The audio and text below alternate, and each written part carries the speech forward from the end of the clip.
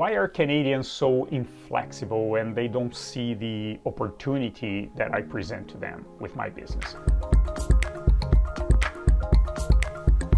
Click here the subscribe button, set up the alert. If the content of this video is useful, let us know by clicking the like button. This is what I observe a lot with small business owners here in Canada. Okay?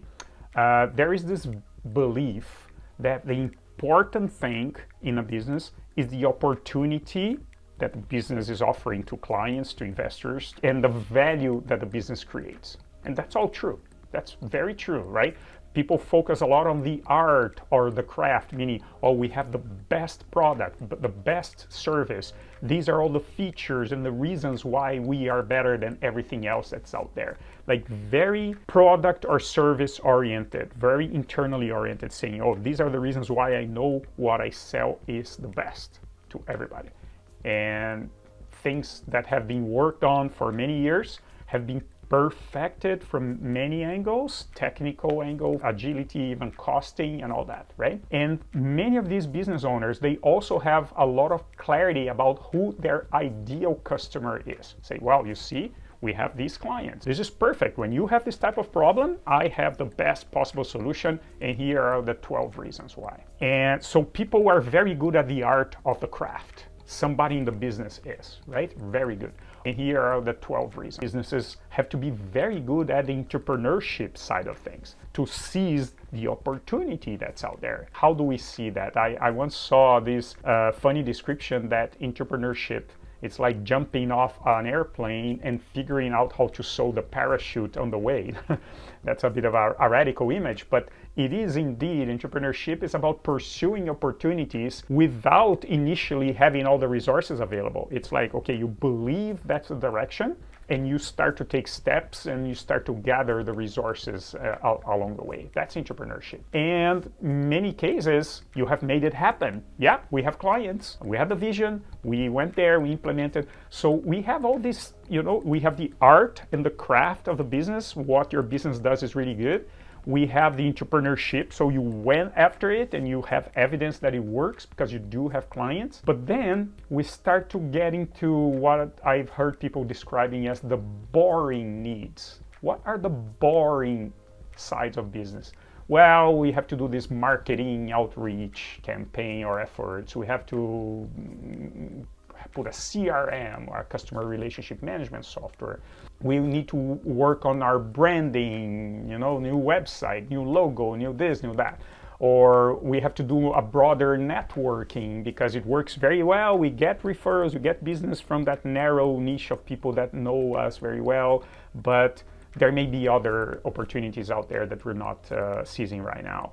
Or you may see an evolution of the sales channels, right? Oh, I used to sell only like this to clients, but now these guys want this, these guys want that, and there's this other way that people prefer to buy now. So sales channels, how your value reaches your customers, it may change over time. Either an existing channel may start to have different requirements, or you may have completely new channels, and you may have issue of resources. This is the boring part of the business. Oh yeah, now we need to buy more equipment. Now we need to use this new technology and the processes that need to put around. Oh yeah, we need to define the procedures, or we need to install a new system. This is typically what small business owners don't like much. It's like, oh my God, that's a bureaucracy part.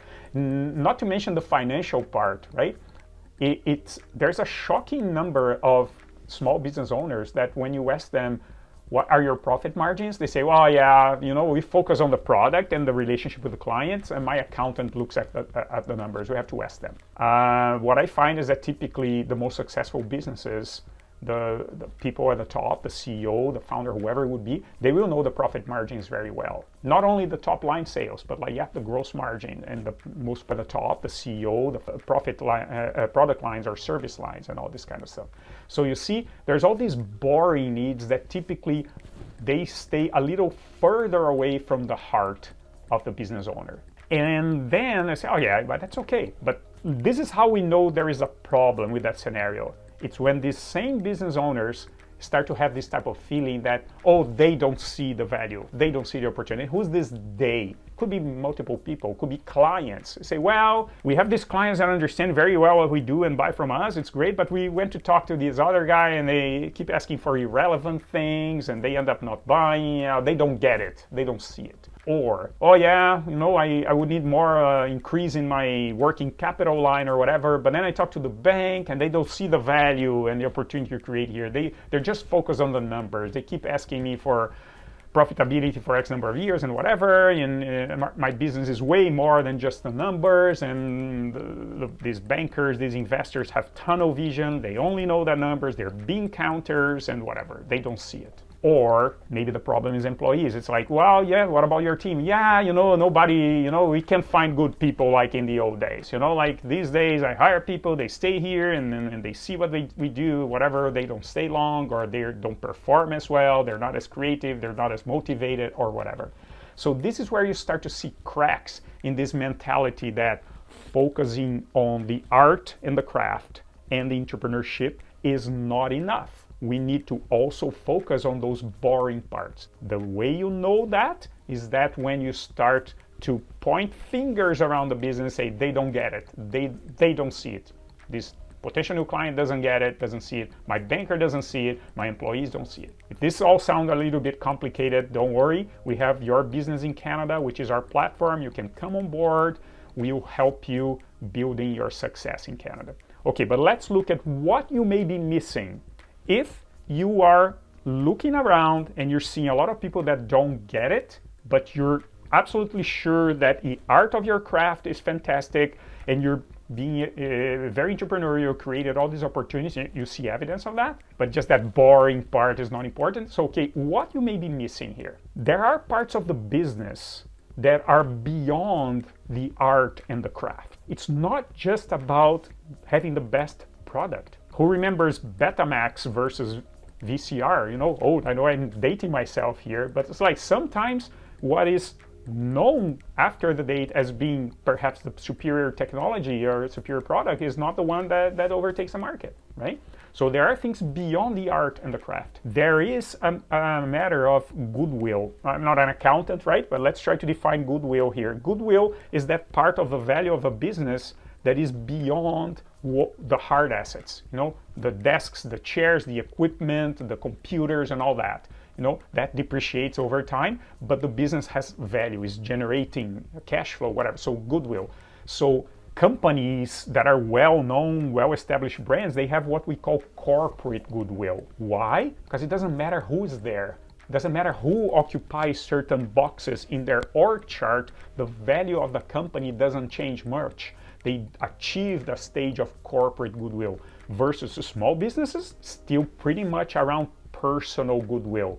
Remove that key person, somebody looking from outside say, well, I'm not sure this business is worth much without you there. Because the business is you, people know you, and you have all the knowledge and you have all the contacts and all that. So this is what sometimes you may be missing. All that boring part of the business, the processes, the systems, the people, is what's gonna turn your personal goodwill into a corporate goodwill. And remember one thing, right? I have to go back here to when I studied economics back in my master's many years ago. I remember there's this thing called the utility function. Utility is something that, loosely defined as it's a group of everything that's important to me, okay? But guess what? The utility for one person is not the same as for other person. And when you're dealing with a potential client or the bank or an investor, it's their utility function that matters, not yours. In other words, the value that your business has very often is defined by the eye of the beholder, not by your eyes. And you say, oh yeah, so they're all wrong. Sure, but if you are trying to sell your business or you're trying to get a loan, they're the ones holding the purse strings, right? And say, oh yeah, that's why we never borrow from the bank. We like to do everything. Yeah, that's fine. We can go in this conversation forever, right? But the point I'm trying to make here is that the business has three aspects. You have the art and the craft part where you produce the best service, the best product. The second side is the entrepreneurship side, where you went after the opportunities. And then there's the third box here that I'm calling the boring box, or the managerial box, which is processes, systems, and people. So, and the value, if other people look at your business and they think that this boring part has value, but it's absent from your business, in their mind, then your business is going to be worth less, right? Okay, let's see what works here, what can be done, right?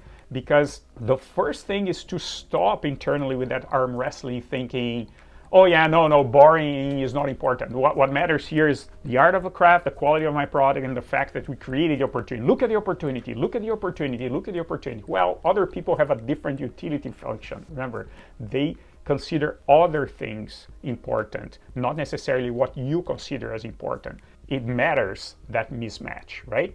So first thing is the need to acknowledge that boring is important. And what is the boring? It's the managerial part, are the processes, the systems, the people, your ability to attract talent, to retain talent, to develop talent. And there is no need here to lose the soul of the business or to sell out. It's not like, oh yeah, we're going to become like a big bureaucracy now. We're going to lose our magic touch as the quality of our art, the craft. We're going to lose our entrepreneur edge because now we're introducing all these bureaucracies. We're becoming just like a big No, it is possible to evolve without losing the soul or selling out.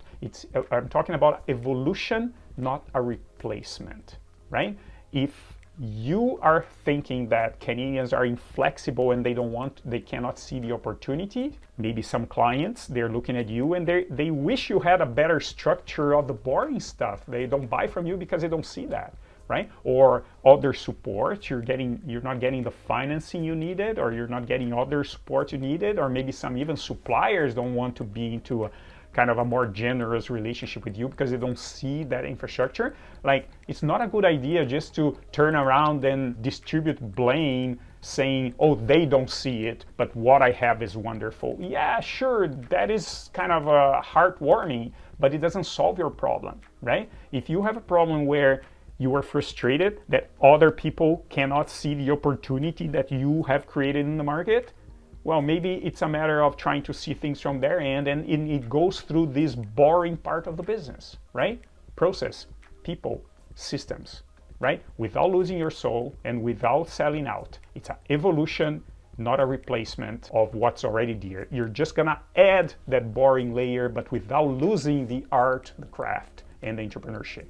There are 2 other videos here that may be helpful in this journey.